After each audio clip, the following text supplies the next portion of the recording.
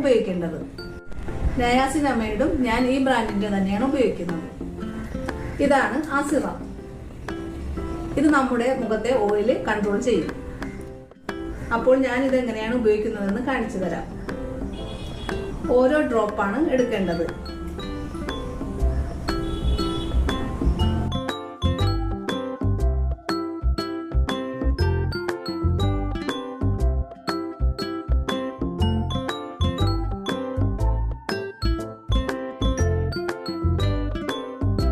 മുഖത്ത് ഏത് ഭാഗത്തൊക്കെയാണ് നമ്മുടെ ഓയിൽ ഉള്ളത് ആ ഭാഗത്തൊക്കെ അപ്ലൈ ചെയ്യുക.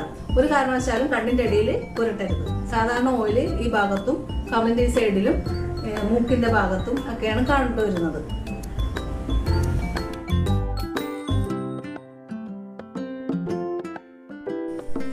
ഇത് ചെറിയ ബോട്ടിൽ കിട്ടും. ഒരുപാട് റേറ്റ് ഒന്നും ആകില്ല.